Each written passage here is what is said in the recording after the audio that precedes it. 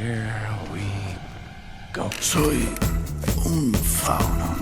I want room service! I am a Jedi, like my father before me. Ahí tienen su hijo casa pintada.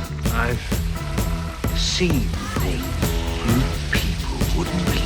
Bienvenidos y bienvenidas al 10º Mortal Kombat, digo al 12º capítulo de Cineasta en Alquiler, porque justamente hoy vamos a celebrar una película que es dentro de unos días, que va a cumplir sus 30 años, pero pues como coincide con el próximo capítulo que va a ser el 50 aniversario de The Rocky Horror Picture Show, no podemos tenerlas el mismo día, así que vamos a celebrar por adelantado. Así que hoy vamos a hablar de Mortal Kombat de Paul W.S. Anderson, pero como en todos los capítulos de Cineasta en Alquiler, no voy a estar solo. Aquí voy a estar acompañado de un hombre que no solo le gusta el cine, sino también los videojuegos. Y aquí estamos con James de The Cold Gamers. ¿Cómo estás, James? ¿Cómo te Hola, ¿qué encuentras el tal día de hoy? todos? ¿Cómo están? Jen, muchas gracias por la invitación. Qué honor estar por acá.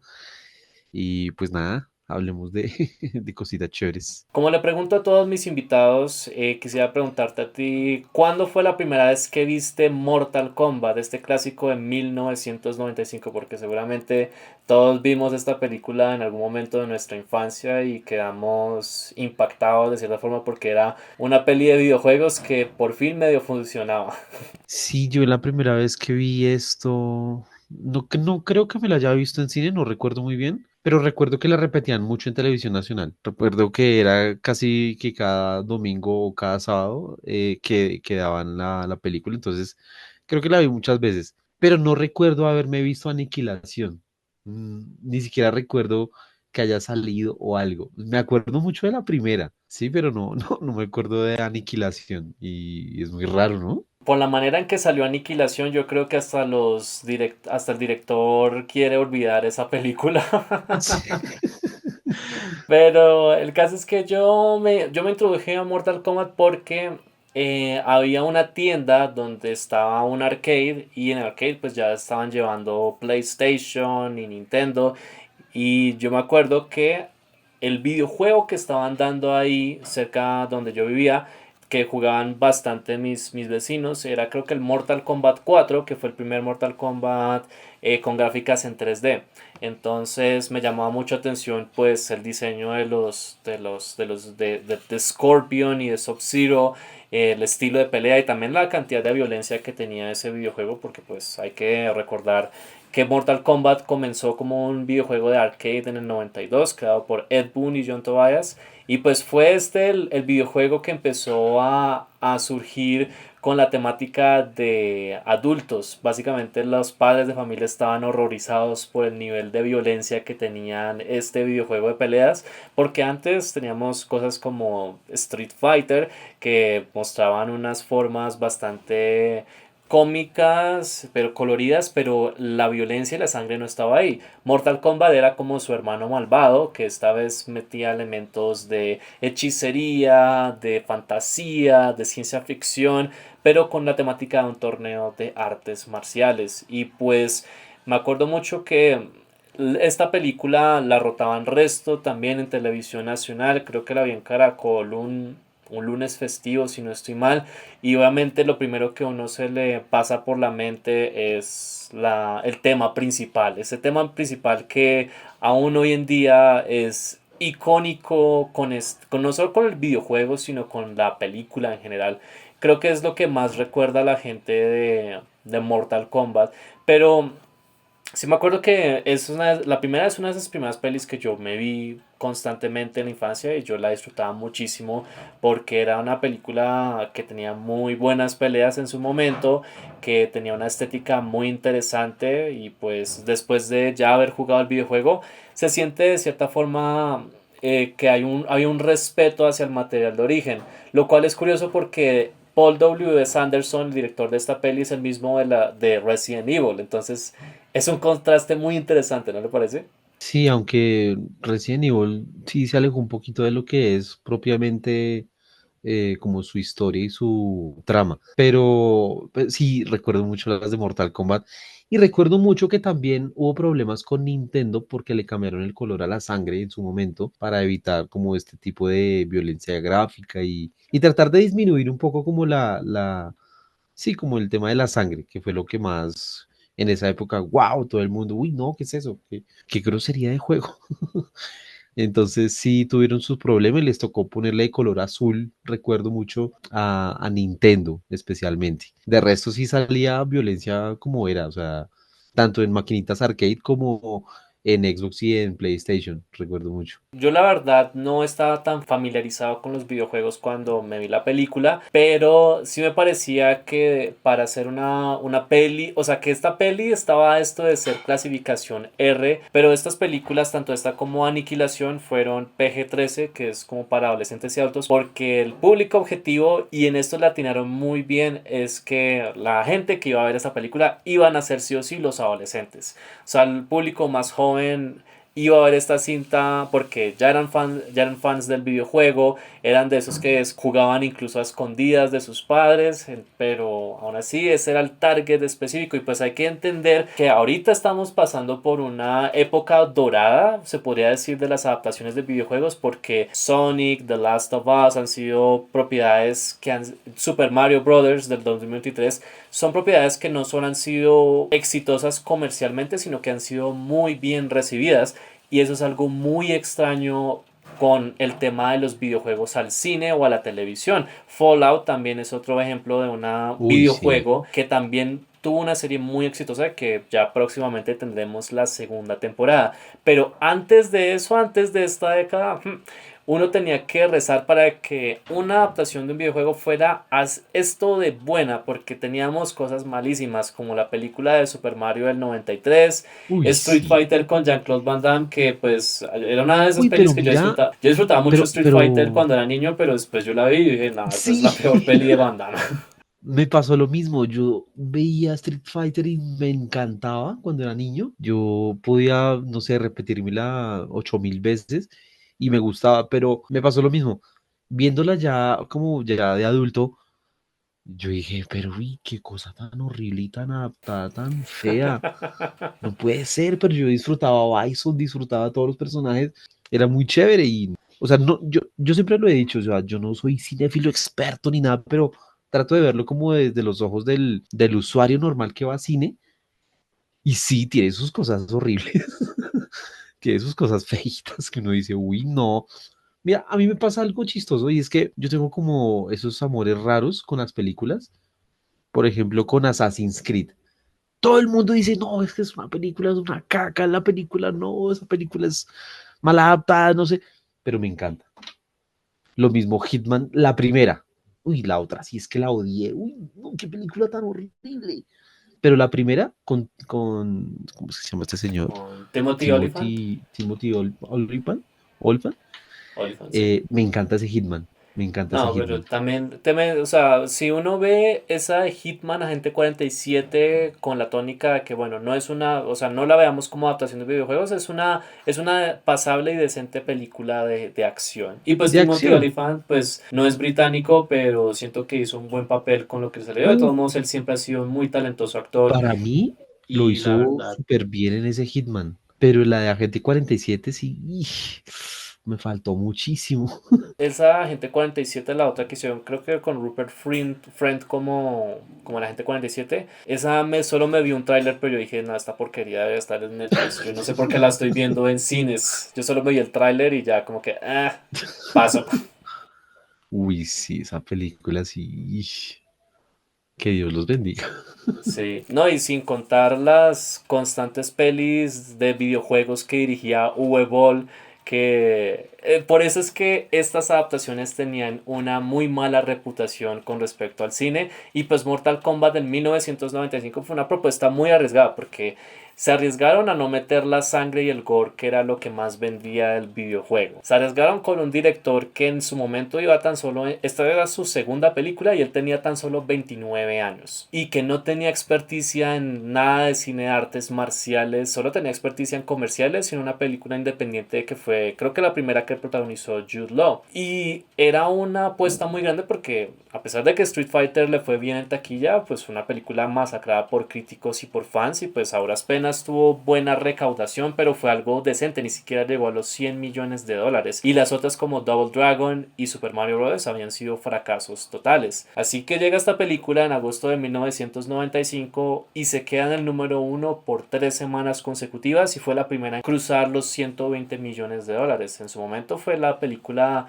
basada en un videojuego más exitosa en la historia hasta que luego llegó Tomb Raider con Angelina Jolie, luego las de Resident Evil y que pues digamos lo que recaudaron las 6 o 7 películas que hubo en total pues fue una increíble ganancia para Paul Anderson y para Constantine Film, que es la productora de esas películas, independiente de lo malas que fueran. Y Mortal Kombat pues se convirtió básicamente en un clásico que hay que tener en cuenta que estas películas, si no lograban tanto en taquilla, recuperaban más la inversión con los VHS, con los Sí. DVDs, con los Laserdisc y también el soundtrack de esta película que vendió resto. Y fue como esa cápsula en el tiempo que encapsula, valga la redundancia, esa música techno de los 90. Entonces yo quisiera preguntarte, James, ¿cómo fue esa primera sensación que recuerdas cuando viste esta película?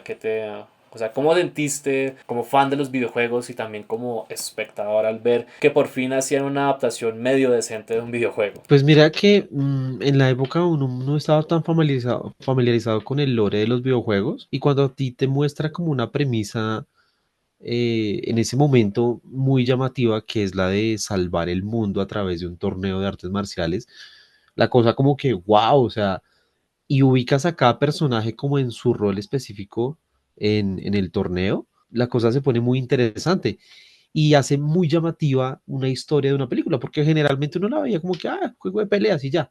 Sí, no era como wow, aunque era muy atractivo el juego en su momento, sí creo que fue como ese punto o ese hito en donde la película tomó como más atención, ¿sí? Entonces, por ese lado, a mí siempre me gustó como esa premisa como tal, esa historia.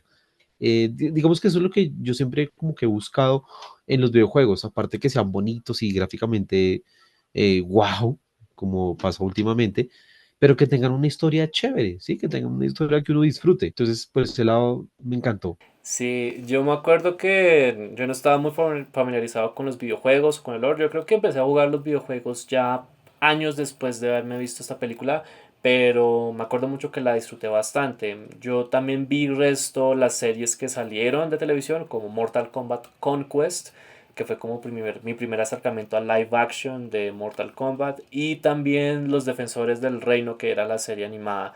Entonces eso me llamó mucho la atención, la estética de los personajes, como esta mezcla entre fantasía, entre terror y entre artes marciales también. Y yo siempre he visto, para los que me conocen, soy muy fan del cine de artes marciales.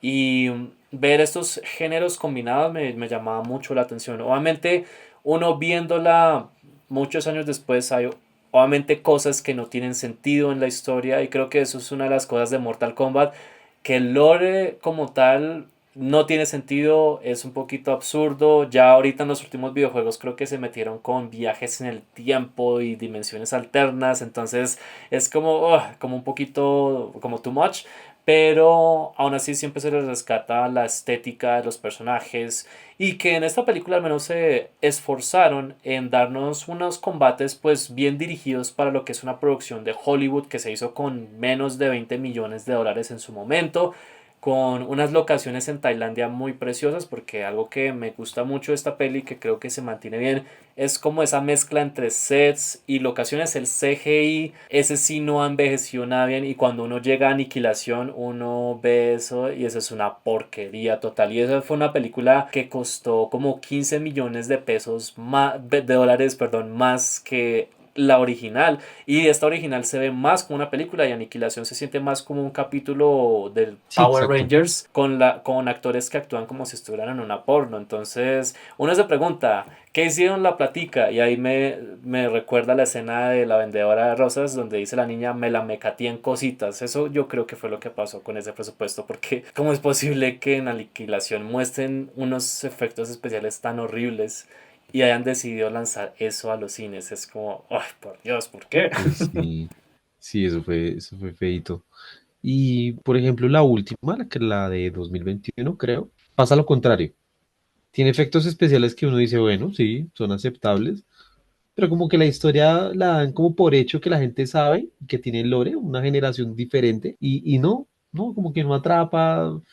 El personaje también, el protagonista súper flojo, como que lo hacía como por hacer, porque no se notaba que lo hiciera como chévere, o no sé si estoy juzgando mal al actor, o de pronto el personaje que lo escribieron así, no sé, pero no era como que te atrapara, así como por ejemplo un Liu Kang del 97 por ejemplo, que el man se notaba que la daba toda y se esforzaba y sí, o sea, le metía garra, pero no, la de 2021 como que pasó por desapercibida y que le quieren hacer ahorita esta continuación, ¿no? Que uno dice, bueno, sí, pero es que igual se ve rara. No sé, la del 21 siento que tenía un muy buen elenco, la estética de los personajes era prometedora y pues iban a darle la clasificación R, iba a tener gore y pues James Wan era el productor y pues él es un muy buen director de cine de Sí, acción. El tío, lo que es Rápido y Furioso 7 y Aquaman tienen muy buenas secuencias de acción. Pero entonces el problema es que el guión no es nada interesante. El protagonista, comparto contigo, Cole Young, ni siquiera es un protagonista de los videojuegos y hay tantos protagonistas en el lore de Mortal Kombat que uno se cuestiona por qué pusieron a alguien random ahí. Y pues Louis Tan no es el mejor actor del mundo, pero yo lo he visto en otras cosas y el man tiene mucho carisma, lo cual me hace pensar que por qué no lo pusieron como Johnny Cage o como Kenshi, que es claro. el samurái ciego que aparece más adelante en los videojuegos.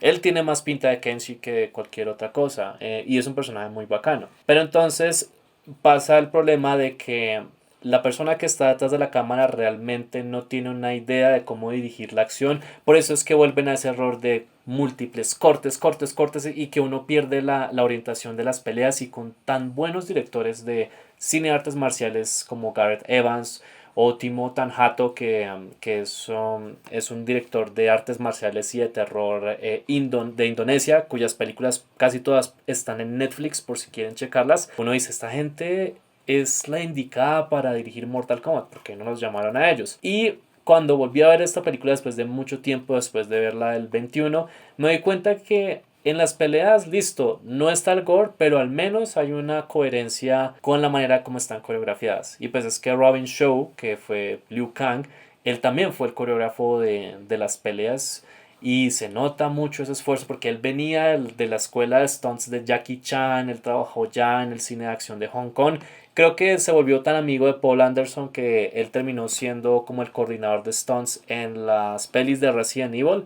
Entonces, pues el man ha tenido una carrera, pero este es uno que yo me hubiera encantado verlo en más películas porque no creo que actúe nada mal, tiene carisma, pelea increíblemente y pues creo que lo único que medio lo reconocí fue estas dos de Mortal Kombat y un ninja en Beverly Hills. Sí, sí.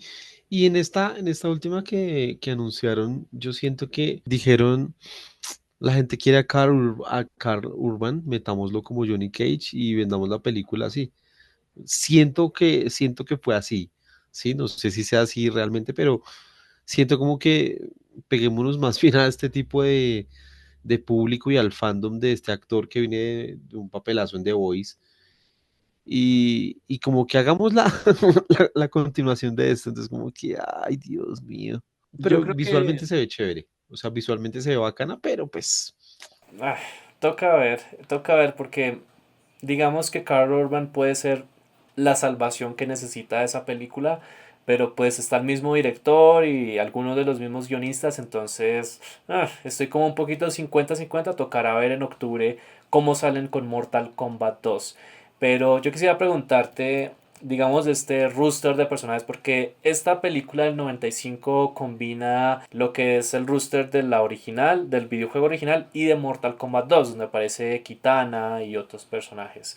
Reptile creo que también apareció en esa, o no sé si apareció en la 1, pero uno de los personajes que más recuerdo es Raiden, interpretado por Christopher Lambert, que hace un papel muy chévere, aunque me hubiera gustado verlo pelear más en esta peli, pero pues encuentran una justificación para que él no participe directamente en el torneo. Pero me acuerdo que también uno de los personajes que más me gustó fue Johnny Cage, interpretado por Lyndon Ashby, que siento que el man tenía también mucho carisma, mucho potencial. Algo que me encanta de este personaje es que detrás de esta imagen toda pomposa, toda arrogante, pues hay un hombre que realmente sabe pelear y quiere ser percibido como realmente un muy buen luchador, que es como un poquito ese dedo del medio que le hicieron a Jean-Claude Van Damme, porque recordemos que Mortal Kombat inicialmente iba a ser una adaptación de Bloodsport, de deporte sangriento, y que querían que Jean-Claude Van Damme regresara como su personaje Frank Dux para el videojuego, pero él estaba en la cima de su carrera en ese momento y pues obviamente no quería nada que ver con videojuegos, pero al final terminaron haciendo este pequeño videojuego con un poco presupuesto y se convirtió en un fenómeno mundial. Así que no sé cuál de estos personajes sientes que te gustó más de este roster del 95. Raiden, que creo que fue el mismo que más adelante hizo de Punisher, si no estoy mal. Es que no sé si es el mismo o es que es un actor muy similar, pero siempre los he Mm, confundido. Creo que estás hablando de Thomas Jane hizo el Punisher en el 2004, pero sí, ahora que lo pienso son dos actores, Son no son los mismos, iguales, pero son iguales, sí. son igualitos. Siempre los he confundido, pero Raiden en su momento creo que es el personaje que siempre me ha gustado. Y en esa época verlo, así como los efectos de los ojos y los rayos, me parecía muy bacano. Y lo que tú dices, digamos que son los personajes como que más reconoce la gente, no tanto como estos personajes nuevos, y que en la de 2021 debieron aprovechar eso, por lo menos hubieran utilizado estos personajes que todo el mundo como que reconoce de alguna u otra manera y hubieran hecho algo interesante. Y sí, o sea, digamos que personalmente Raiden es uno de mis preferidos y digamos que es con el que más juego. No soy tan experto en Mortal Kombat, o sea, no es como mi juego preferido, pero sí los he jugado y he participado en torneos y todo eso y siempre me voy con Raiden. Yo casi siempre me voy es con, pues cuando tengo la chance de jugar con Scorpion o con Kano. Ah, ok. Aunque Kano es un personaje que tiene un estilo bastante sucio a la hora de la pelea, pero algo que me pareció muy curioso de esta peli es que la actuación de Kano, pues por Trevor Goddard, que pues ya no está con nosotros, murió hace mucho tiempo. El personaje en los videojuegos, él era un americano de ascendencia japonesa, de hecho era calvo, pero sí mantenía como esa placa de metal sobre la cara y el ojo rojo, que pues por los efectos de la época obviamente no podía mostrar un láser convincente, un láser convincente ahí, así como lo tiene James en este momento. Uf, quién sabe, tal vez te salgan rayos láser ahorita del ojo. El caso es que a los productores les gustó, a los creadores les gustó tanto la actuación de Trevor Goddard, que trató de interpretar a este personaje como con un acento más inglés cockney, como más callejero, pero lo confundieron con australiano. Entonces a partir creo que el Mortal Kombat 4 o algo así, el personaje pasó de ser calvo a tener cabello, barba y a tener como un acento más australiano. O sea, eso sirvió muchísimo esa actuación para revitalizar a ese personaje de Kano y también darle una personalidad. Y pues una cosa que a muchos fans les molesta es que no hay una pelea entre Scorpion y Sub-Zero, que son Uy, dos enemigos mortales, pero al menos nos dan dos muy buenas peleas entre ellos y otros personajes. A mí la pelea que más me gusta de la película es la de Scorpion contra Johnny Cage. Y eso que sí. fue una regrabación, ya después de terminar fotografía. Pero es una pelea muy brutal, muy bien hecha. O sea, la fotografía es preciosa y pues creo que sus trajes para su época pues se veían muy bien. No sé qué Los opinas acerca clásicos. de... Sí, no sé cuál A mí es... me Cuál... gustó, a mí también me gustó mucho esa escena. Recuerdo mucho que era la de los árboles, ¿no? Que era como Ujú, la del bosque. sí. Esa secuencia me parece muy bacana.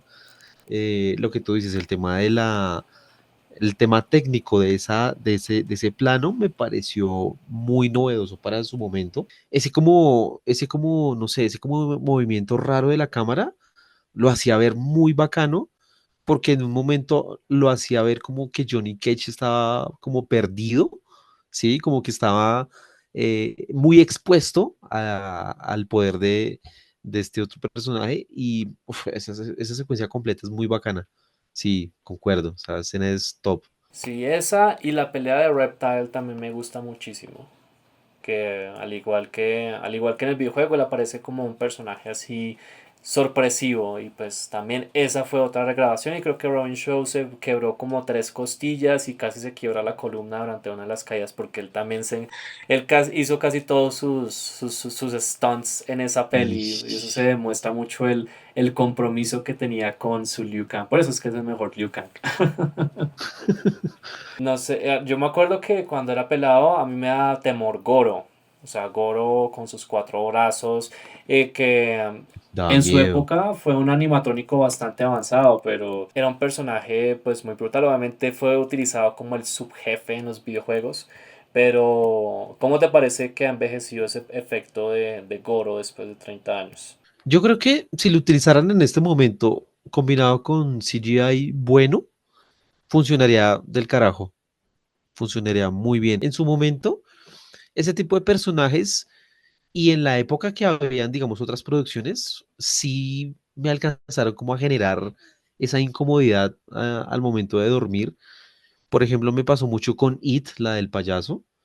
Y yo nunca pude con ese personaje, nunca pude, nunca me bañaba bien, me bañaba como en un minuto pensando que me saliera de ahí del sifón.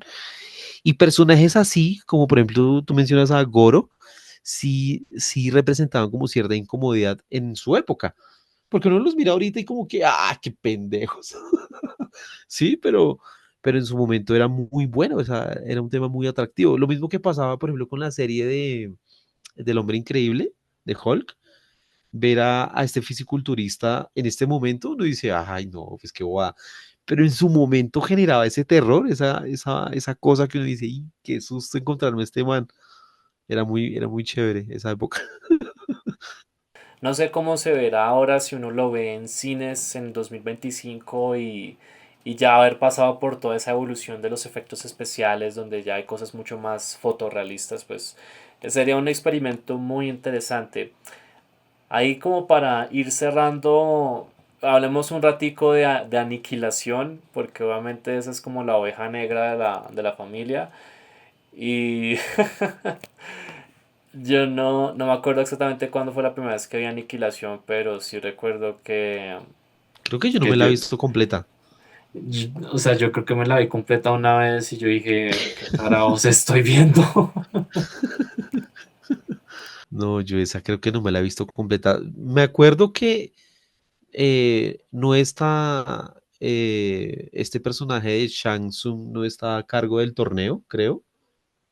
Está otro que no recuerdo en ese momento cómo se llama, que también es personaje jugable, pero no recuerdo cómo se llama Shao Kahn creo que es el Shao Kahn, villano. Shao ¿Mm? Kahn.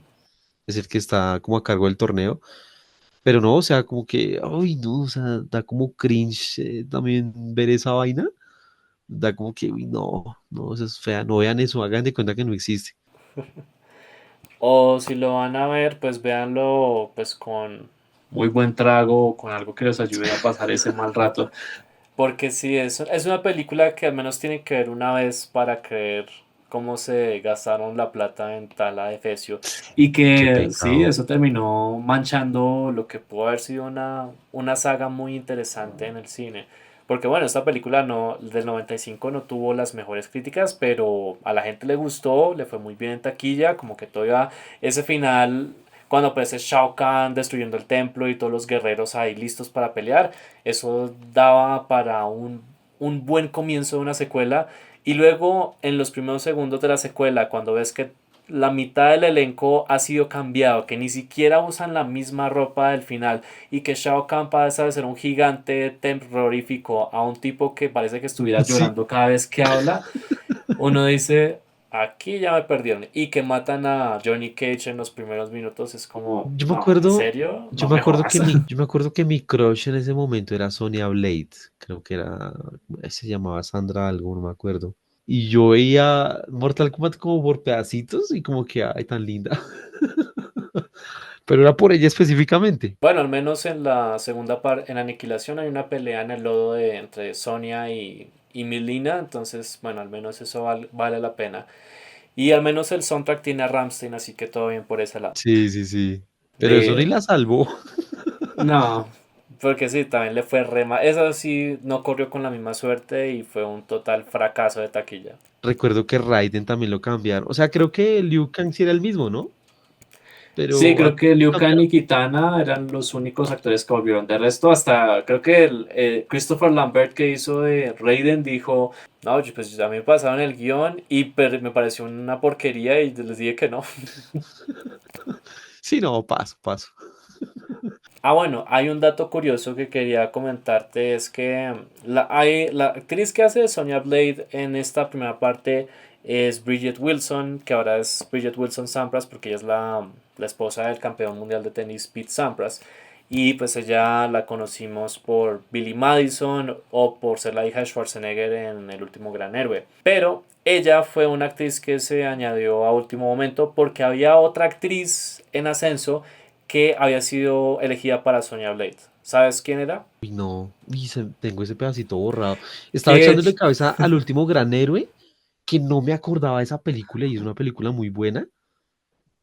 Uy, pero no, no, no, uy, parce, me desbloqueó un aneurisma por allá. bueno, la actriz en cuestión hizo algo correlacionado con artes marciales unos años después y esa era Cameron Díaz. Cameron Díaz había sido elegida originalmente para ser Sonya Blade, de hecho ella había entrenado con el elenco, se había preparado en el tema de las artes marciales, pero a unas semanas de grabar ella se lesionó, tenía que guardar alto reposo y pues Bridget Wilson llegó a último momento, tuvo que aprender rápido su coreografía y creo que por eso es que solo tiene como una pelea así importante en la película, que es la pelea con Kano. Uy, esta mujer hubiera quedado también muy bacana para Sonya Blade. La Cameron Díaz de esa época, total. Sí. Hubiera sido tremendo cast. Una cosa que me gustó mucho fue la actuación de Kari Hiroyuki Tagawa, creo que es el nombre de este actor, que interpretaba a Shang Tsung. Y es una Ah, el que actuación siempre muy... hacía de malo, sí, el que Sí, siempre hacía de malo en las películas de Jean-Claude.